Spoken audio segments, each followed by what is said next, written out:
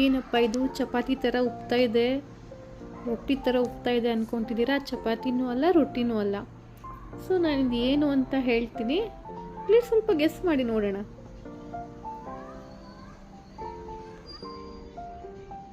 Hi, ನಮಸ್ತೆ ಎಲ್ಲರೂ ಹೇಗಿದ್ದೀರಾ? ನಾನು ಹಾಕೋ ವಿಡಿಯೋಗಳನ್ನು ಮಿಸ್ ಮಾಡದೆ ನೋಡಬೇಕು ಅಂತಂದರೆ ನನ್ನ ಚಾನಲ್ಗೆ ಸಬ್ಸ್ಕ್ರೈಬ್ ಆಗಿ. ಓಕೆ, ನಾನಿವತ್ತು ಏನು ಶೇರ್ ಮಾಡ್ತಾ ಇದ್ದೀನಿ, ಕುಕಿಂಗಲ್ಲಿ ಏನು ರೆಸಿಪಿ ತೋರಿಸ್ತಾ ಇದ್ದೀನಿ ಅಂತ ಅಂದ್ಕೊಂಡಿರ್ಬೋದಲ್ವಾ? ಸೊ ಒಂದು ಸ್ವೀಟ್ ನಾನು ತೋರಿಸ್ತಾ ಇರೋದು ಇವತ್ತು. ಅದು ಬಂದ್ಬಿಟ್ಟು ಸಿಹಿಯಾಗಿರುತ್ತೆ, ಬಿಳಿ ಹೋಳಿಗೆ. ನಾರ್ಮಲ್ ಆಗಿ ಬಿಳಿ ಹೋಳಿಗೆ ಅಂತಂದ್ರೆ ನೀವು ಸಪ್ಪೆ ಇರುತ್ತೆ, ಬೆಳಗಿನ ತಿಂಡಿಗೆ ಮಾಡ್ಕೊಬೋದು. ಇದೇನಿದು ಸಿಹಿಯಾಗಿರುತ್ತೆ ಅನ್ಕೊಂತಿದ್ದೀರಾ? ಇದ್ರ ನಿಜವಾದ ಹೆಸರು ಬಂದ್ಬಿಟ್ಟು ಹಿಟ್ಟಿನ ಹೋಳಿಗೆ ಅಂತ. ತುಂಬಾ ಚೆನ್ನಾಗಿರುತ್ತೆ. ನಾವು ನಾರ್ಮಲ್ ಡೇಸಲ್ಲೆಲ್ಲ ಹೂರಣ ಹೋಳಿಗೆ ಮಾಡ್ಕೊತೀವಿ ಹಬ್ಬಕ್ಕೆ, ಆಮೇಲೆ ಕಾಯಿ ಹೋಳಿಗೆ ಮಾಡ್ತೀವಿ. ಸೊ ಇದು ಸ್ವಲ್ಪ ಡಿಫ್ರೆಂಟ್ ಆಗಿರುತ್ತೆ, ಟೇಸ್ಟ್ ತುಂಬಾ ಚೆನ್ನಾಗಿರುತ್ತೆ. ಸೊ ನಾನು ಇವಾಗ ತೋರಿಸ್ತೀನಿ ಅದನ್ನು ಹೇಗೆ ಮಾಡೋದು ಅಂದ್ಬಿಟ್ಟು. ಸೊ ಫಸ್ಟ್ ಕಣಕ ರೆಡಿ ಮಾಡ್ಕೊಂಡ್ಬಿಡೋಣ. ಒಂದು ಪಾತ್ರೆಗೆ ಸ್ವಲ್ಪ ಉಪ್ಪು, ಸ್ವಲ್ಪ ನೀರು ಮತ್ತು ಸ್ವಲ್ಪ ತುಪ್ಪ. ಇದಕ್ಕೆ ಜಾಸ್ತಿ ಎಣ್ಣೆ ಹಾಕೋದು ಬೇಡ, ಸ್ವಲ್ಪ ತುಪ್ಪನೇ ಜಾಸ್ತಿ ಹಾಕ್ಕೊಂಡ್ರೆ ಆಯಿತು. ಹೋಳಿಗೆ ತುಂಬ ಸಪೂರ ಬರುತ್ತೆ. ಸೊ ಅದಕ್ಕೆ ಮೈದಾ ಹಿಟ್ಟನ್ನು ಸೇರಿಸಿ ಕಣಕ ನಾವು ನಾರ್ಮಲಾಗಿ ಕಲಿಸುವಾಗೆ ಕಲಸಿಟ್ಕೊಂಡ್ರೆ ಆಯಿತು. ಆಮೇಲೆ ಹೂರಣಕ್ಕೆ ಕಡಲೆಬೇಳೆ ಬೇಕಲ್ವ? ಸೊ ನಾನು ಇದರಲ್ಲಿ 1 ಲೋಟ ಕಡಲೆಬೇಳೆ ತೊಗೊಂಡಿದ್ದೀನಿ. 1 ಲೋಟಕ್ಕೆ 20 ಹೋಳಿಗೆ ಅಂತೂ ಮಿನಿಮಮ್ ಆಗುತ್ತೆ. ಸೊ ನಿಮ್ಗೆ ಜಾಸ್ತಿ ಬೇಕಂದ್ರೆ ಜಾಸ್ತಿ ಹಾಕ್ಕೊಳ್ಬೋದು. ಸೊ ನಾನು ಆಲ್ರೆಡಿ ಕಡಲೆಬೇಳೆನ ಕುಕ್ಕರಲ್ಲಿ ಬೇಯಿಸಿಟ್ಕೊಂಡಿದ್ದೀನಿ. ಒಂದು ಕಡಲೆಬೇಳೆನ ಒಂದು 20 ನಿಮಿಷ ನೀರಲ್ಲಿ ನೆನೆಸ್ಬಿಟ್ಟು ಕುಕ್ಕರಲ್ಲಿ ಒಂದು 3 ವಿಷಲ್ ಕೂಗಿಸ್ಕೊಂಡ್ರೆ ಸಾಕು. ಆವಾಗ ಚೆನ್ನಾಗಿ ಬೆಂದಿರುತ್ತೆ. ಜಾಸ್ತಿ ಕೂಗ್ಸೋದು ಬೇಡ, ಕರಗೋಗ್ಬಿಡುತ್ತೆ. ಇನ್ನು ಸ್ವಲ್ಪ ಚೆನ್ನಾಗಿ ಬೆಂದಿಲ್ಲ ಅಂತಂದರೆ ಮತ್ತೆ ಬಾಣಲೆನಲ್ಲಿ ಬೇಯಿಸ್ಕೊಂಡ್ರೆ ಆಯಿತು. ಸೊ ನಾನು ಇವಾಗ ಬೇಯಿಸ್ಕೊಂಡಿರೋ ಬೇಳೆಗೆ ಕರೆಕ್ಟ್ 1 ಲೋಟ ಸಕ್ಕರೆ ಹಾಕಿಬಿಟ್ಟು ಆರಿಸ್ಕೊಳ್ತಾ ಇದ್ದೀನಿ. ಸೊ ಇದು ತಣ್ಣಗಾದ್ಮೇಲೆ ಮಿಕ್ಸರ್ಗೆ ಹಾಕ್ಕೊಂಡು ಇದನ್ನು ನುಣ್ಣಗೆ ರುಬ್ಕೊಂಡು ಮತ್ತು ದಪ್ಪ ತಳದ ಬಾಣಲೆಗೆ ಹಾಕ್ಕೊಂಡು ಅದನ್ನು ಹೂರಣದ ಹದಕ್ಕೆ ನಾವು ಅದನ್ನು ಕೈಯಾಡಿಸ್ತಾ ಇರಬೇಕು. ಸೊ ನೋಡಿ, ಇದು ಆಲ್ಮೋಸ್ಟ್ ಆರ್ತಾ ಇದೆ. ಇವಾಗ ನಮ್ಗೆ ಉಂಡೆ ಮಾಡೋಕ್ಕೆ ಎಷ್ಟು ಹದದಲ್ಲಿ ಬೇಕೋ ಅದೆಷ್ಟು ಮಾಡ್ಕೊಳ್ಳೋಣ. ಇದು ನೋಡಿ ತಣ್ಣಗಾದ್ಮೇಲೆ ಉಂಡೆ ಕಟ್ಟಕ್ಕೆ ಬರುತ್ತೆ. ಇದು ನೋಡಿ ಕರೆಕ್ಟಾಗಿ ಉಂಡೆ ಆಗ್ತಾ ಇದೆ. ಸೊ ಈ ಹದದಲ್ಲಿ ಇದ್ರೆ ಸಾಕು. ಸೊ ಇದನ್ನು ಮುಚ್ಚಿಟ್ಕೊಂಡ್ಬಿಡೋಣ ಒಂದು ಕಡೆಗೆ. ಸೊ ಕಣಕ ಕೂಡ ನಾನು ಕಲಿಸ್ಕೊಂಡು ಇದಕ್ಕೆ ರೆಡಿಯಾಗಿದೆ ನೋಡಿ.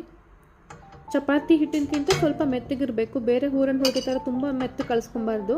ಸೊ ಈ ಕಣಕ ಮತ್ತು ಹೂರಣದ ಎರಡನ್ನೂ ಉಂಡೆ ಮಾಡಿಟ್ಕೊಂಡ್ಬಿಡೋಣ. ಮುಂಚೆನೇ ಮಾಡಿಟ್ಕೊಬೇಕು.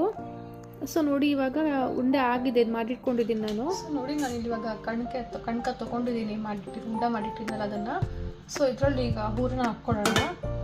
ಹೂರಣ ಮತ್ತು ಕಣಕೆನ ಉಂಡೆ ಮಾಡಿದ ತಕ್ಷಣ ಮುಚ್ಚಿಟ್ಕೊಂಡ್ಬಿಡಿ, ಯಾಕಂದರೆ ತುಂಬ ಮಾಡುವಾಗ ಡ್ರೈ ಆಗುತ್ತೆ ಇದು ಬೇಗ. ನೋಡಿ ಈ ಥರ ಹೂರಣದ ಉಂಡೆ ತೊಗೊಂಡ್ಬಿಟ್ಟು ಈ ಥರ ತುಂಬ್ಕೊಂಡ್ರೆ ಆಯಿತು.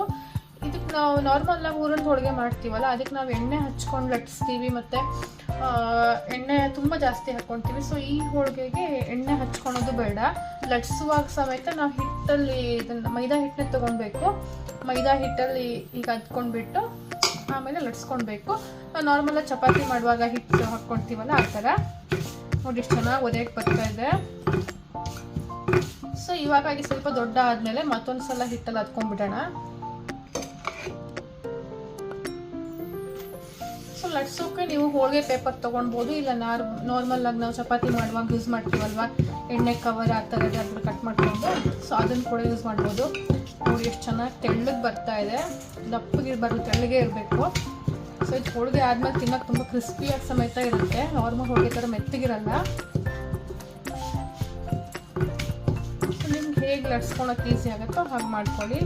ಹೋಳಿಗೆ ಮಣೆ ಕೂಡ ಇಟ್ಕೊಬೋದು ಮಾಡುವಾಗ. ಸೊ ನಾನು ಡೈರೆಕ್ಟಾಗಿ ಸ್ಲ್ಯಾಬ್ ಮೇಲೆ ಲಟ್ಸ್ಕೊತಾ ಇದ್ದೀನಿ. ಲಟ್ಸ್ಕೊಂಡಾಗಿದೆ. ಕಾಲಿನೂ ಚೆನ್ನಾಗಿ ಕಾದಿದೆ. ನಾನು ಇದು ಕಬ್ಬಿಣದ ಕಾಲಿನ ಯೂಸ್ ಮಾಡ್ಕೊಂಡು ತಿಂತೀನಿ. ನಾನು ನಾರ್ಮಲಾಗಿ ದೋಸೆ ಎಲ್ಲದಕ್ಕೂ ಕಬ್ಬಿಣದ ಕಾವಲಿನ ಯೂಸ್ ಮಾಡೋದು. ಕಬ್ಬಿಣದ ಕಾವಲಿ ಕೂಡ ಸಿಮ್ಮಾಗಿ ಇಟ್ಕೊಂಡ್ರೆ ಸಾಕು, ತುಂಬ ಫ್ಲೇಮ್ ಬೇಡ, ಸೀದೋಗ್ಬಿಡುತ್ತೆ. ನೋಡಿ ಚೆನ್ನಾಗಿ ಬರ್ತಾ ಇದೆ ಇದು ಎತ್ಕೊಳಕ್ಕೂ. ಹೀಗೆ ಹಾಕಿ ಸಿಮ್ಮಲ್ಲೇ ಇರಲಿ. ಉರಿ ನೋಡ್ಕೊಂಡು ಇಟ್ಕೊಳ್ಳಿ, ಯಾಕಂದರೆ ತುಂಬ ಹೈ ಫ್ಲೇಮಲ್ಲಿ ಇಟ್ಬಿಟ್ರೆ ಬೇಗ ಸೀದೋಗ್ಬಿಡುತ್ತೆ, ಹೋಳಿಗೆ ಚೆನ್ನಾಗಿ ಬೇಯೋದಿಲ್ಲ. ಇದಕ್ಕೆ ಎಣ್ಣೆ ಏನು ಹಾಕೋ ಅವಶ್ಯಕತೆ ಇರಲ್ಲ.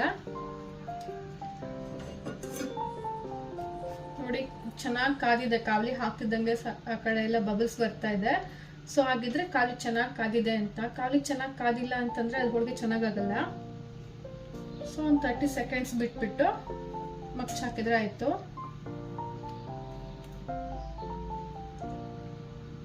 ತುಂಬಾ ಡಿಫ್ರೆಂಟ್ ಆಗಿರುತ್ತೆ ಟೇಸ್ಟು. ನಾವು ಯಾವಾಗಲೂ ನಾರ್ಮಲ್ ಹಬ್ಬಕ್ಕೆಲ್ಲ ಹೂರಣ ಹೋಳಿಗೆ ಮಾಡ್ಕೊತೀವಲ್ವಾ, ಸೊ ಇದು ಡಿಫ್ರೆಂಟ್ ಆಗಿರುತ್ತೆ.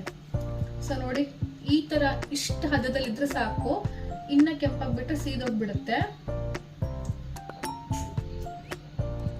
ಸೊ ತಿರುಗಿ ಹಾಕ್ಬಿಟ್ಟು ಮತ್ತೊಂದ್ ಕಡೆ ಕೂಡ ಸ್ವಲ್ಪ ಇದೇ ತರದಲ್ಲಿ ಬೇಯಿಸ್ಕೊಳ್ಳೋಣ.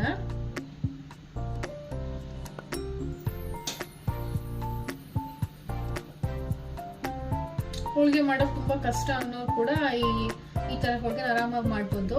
ನಾನೆಲ್ಲ ಕರೆಕ್ಟ್ ಮೆಜರ್ಮೆಂಟ್ ಕೂಡ ಹೇಳಿದೀನಿ. ನೋಡೋಣ ಈ ಕಡೆ ಆಗಿದೆಯಾ ಅಂತ ನೋಡಿ. ಇಲ್ಲೂ ಕೂಡ ಈ ತರ ಸ್ವಲ್ಪ ಬ್ರೌನ್ ಕಲರ್ ಅಲ್ಲಿ, ಗೋಲ್ಡನ್ ಬ್ರೌನ್ ಕಲರ್ ಅಲ್ಲಿ ಆಗಿದೆ. ಸೊ ನಾವು ತುಂಬಾ ಜಾಸ್ತಿ ಮಾಡ್ತಾ ಇದೀವಿ, ಇನ್ನೂ ಒಂದು 8-10 ದಿನ ತುಂಬಾ ಸ್ಟೋರ್ ಮಾಡಬೇಕು ಅಂತಂದ್ರೆ ಚೆನ್ನಾಗಿ ರೋಸ್ಟ್ ಮಾಡ್ಕೊಳ್ಳಿ.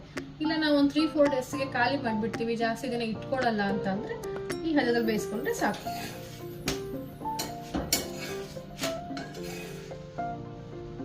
ಹೋಳಿಗೆ ಮಡ್ಚುವಾಗ ಕೂಡ ಒಂದು ವಿಧಾನ ಇದೆ, ಹೇಗ್ ಬೇಕಾದ್ರೆ ಮಡ್ಚಿಬಿಟ್ರೆ ಉಲ್ಟಾ ಆಗ್ಬಿಡತ್ತೆ. ಸೊ ನೋಡಿ, ಕರೆಕ್ಟ್ ಆಗಿದೆ ಇವಾಗ.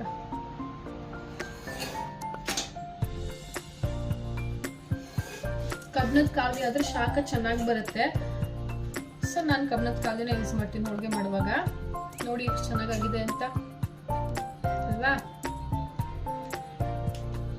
ನಾನು ಹೇಳೋದು ಮತ್ತೆ ಅವಾಗ ಹೂರಣ ಮಿಕ್ಸ್ ಮಾಡ್ಕೊತಿರ್ತೀರಲ್ವ, ಈ ಸ್ಟೇಜಲ್ಲಿ ಒಂದು ಪಿಂಚ್ ಉಪ್ಪು ಹಾಕಿ ಅವಾಗ ಸಿಹಿ ಅಂಶ ಮತ್ತು ಚೆನ್ನಾಗಿ ಬ್ಯಾಲೆನ್ಸ್ ಆಗುತ್ತೆ. ಇಲ್ಲ ಸ್ವಲ್ಪ ಸೌಳು ಟೇಸ್ಟ್ ಬರುತ್ತೆ ಇದು. ನಾನು ಫಸ್ಟ್ಗೆ ನಿಮಗೆ ಹೋಳಿಗೆ ಪೇಪರಲ್ಲಿ ಲಡ್ಸ್ಬಿಟ್ಟು ತೋರಿಸಿದ್ನಲ್ವ, ಸೊ ಇದು ಕವರಲ್ಲಿ ಲಡ್ಸ್ಕೊಂಡಿದ್ದೀನಿ. ಎಷ್ಟು ಚೆನ್ನಾಗಿ ಬಂದಿದೆ ನೋಡಿ.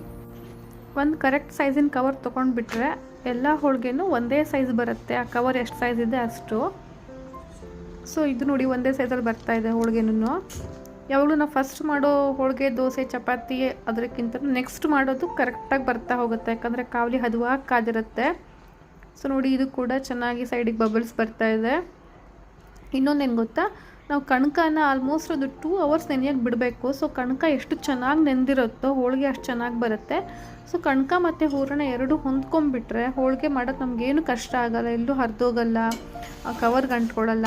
ಸೊ ಹೂರಣ ಮತ್ತು ಕಣಕ ಎರಡು ಹದವಾಗಿರಬೇಕು. ಸೊ ಅದಕ್ಕೆ ನಾವು ಕಣಕನ 2 ತಾಸು ಮುಂಚೆನೇ ಕಲಸಿಟ್ಕೊಂಡ್ಬಿಡೋಣ. ನಾವು ಹೋಳಿಗೆ ಎಲ್ಲ ರೆಡಿ ಮಾಡ್ಕೊತೀವಲ್ವ, ಒಂದು ಬೇಳೆ ಬೇಯೋಕ್ಕೆ ಇಡೋಕ್ಕಿಂತ ಮುಂಚೆನೇ ಕಣಕ ಕಲಸಿಟ್ಕೊಂಡ್ಬಿಟ್ಟು ಬೇಳೆ ಬೇಯಿಸ್ಕೊಂಡ್ಬಿಟ್ರೆ ಆ ಟೈಮಲ್ಲಿ ಚೆನ್ನಾಗಿ ನೆನೆಯುತ್ತೆ. ಸೊ ಜಾಸ್ತಿ ನೆನೆದ್ರೆ ಏನು ಪ್ರಾಬ್ಲಮ್ ಆಗೋಲ್ಲ, ಹೋಳಿಗೆ ಚೆನ್ನಾಗಾಗುತ್ತೆ. ಸೊ ನೋಡಿ, ಇದು ಕೂಡ ಎಷ್ಟು ಚೆನ್ನಾಗಿ ಉಬ್ಕೊಳ್ತಾ ಇದೆ. ಸೊ ಈ ಹೋಳಿಗೆ ಉಬ್ಕೊಂಡ್ರೆ ಒಳಗಡೆ ಚೆನ್ನಾಗಿ ಪದರು ಬಿಟ್ಟಿರುತ್ತೆ, ಲೇಯರ್ ಇರುತ್ತೆ. ಸೊ ತಿನ್ನೋಕ್ಕೂ ಚೆನ್ನಾಗಾಗುತ್ತೆ ಅವಾಗ. ನೋಡಿ ಇದೆಷ್ಟು ಚೆನ್ನಾಗಿ ಉಬ್ತಾ ಇದೆ ಅಂತ. ಕಲರ್ ಕೂಡ ಚೆನ್ನಾಗಿ ಬಂದಿದೆ. ನಾನು ಹೇಳೋದು ಮರ್ತ್ಬಿಟ್ಟಿದ್ದೆ, ಹೂರಣ ನಾವು ಬಾಣಲೆನಲ್ಲಿ ಆರಿಸ್ಕೊಂಡಿರ್ತೀವಲ್ವ, ಅವಾಗ ಏಲಕ್ಕಿನ ನಮಗೊಂದು 3-4 ಏಲಕ್ಕಿನ ಚೆನ್ನಾಗಿ ಪುಡಿ ಮಾಡಿಬಿಟ್ಟು ಆ ಟೈಮಲ್ಲಿ ಮಿಕ್ಸ್ ಮಾಡೋ ಟೈಮಲ್ಲಿ ಸೇರಿಸ್ಕೊಂಡ್ಬಿಡೋಣ. ಅವಾಗ ಚೆನ್ನಾಗಿ ಹೊಂದ್ಕೊಳ್ಳುತ್ತೆ. ಮುಂಚೆನೇ ಮಿಕ್ಸರ್ ಜಾರಿಗೆ ಹಾಕಿದ್ರೆ ನುಣ್ಣಗಾಗಲ್ಲ. ನೋಡಿ ಹೋಳಿಗೆ ಆಗಿದೆ ಇವಾಗ. ಸೊ ಹೋಳಿಗೆನ ಕಾವಲಿಂದ ತೆಗೆದ ತಕ್ಷಣ ನಾವು ಡೈರೆಕ್ಟಾಗಿ ಪ್ಲೇಟ್ಗೆ ಹಾಕಬಾರ್ದು, ಅದು ಮಾಯಿಶ್ಚರ್ ಥರ ನೀರಿನಂಶ ಬಿಟ್ಕೊಂಡ್ಬಿಡುತ್ತೆ. ಸೊ ಒಂದು ಕಾಟನ್ ಬಟ್ಟೆ ಮೇಲೆ ಹಾಕ್ಕೊಳ್ತಾ ಇರಬೇಕು. ಸೊ ತಣ್ಣಗಾದ್ಮೇಲೆ ಡಬ್ಬಿಗೆ ಹಾಕ್ಕೋಬೇಕು. ಸೊ ಈ ಹೋಳಿಗೆಗೆ ಒಳ್ಳೆ ಕಾಂಬಿನೇಷನ್ ಅಂತಂದರೆ ತುಪ್ಪದ ಜೊತೆಗೆ ತಿನ್ಬೋದು. ತುಪ್ಪನೂ ಚೆನ್ನಾಗಾಗತ್ತೆ. ಆಮೇಲೆ ಸಕ್ಕರೆ ಪಾಕ ಅಷ್ಟು ಚೆನ್ನಾಗಾಗಲ್ಲ, ಹಾಲು ಮಾಡ್ಕೊಬೇಕು. ಹಾಲಿಗೆ ಸ್ವಲ್ಪ ಸಕ್ಕರೆ ಹಾಕಿಬಿಟ್ಟು ಒಂದು ಸ್ವಲ್ಪ ಏಲಕ್ಕಿ ಪುಡಿ ಮತ್ತು ಕೇಸರಿ ಇದ್ದರೆ ಕೇಸರಿ ಹಾಕ್ಬೋದು. ಅದನ್ನು ಮಿಕ್ಸ್ ಮಾಡಿಕೊಂಡ್ರೆ ಒಳ್ಳೆ ಕಾಂಬಿನೇಷನ್ ಆಗುತ್ತೆ. ಸೊ ನೋಡಿದ್ರಿ ಅಲ್ವಾ, ಈಸಿಯಾಗಿ ಹೋಳಿಗೆ ಮಾಡ್ಬೋದು ಅಂತ.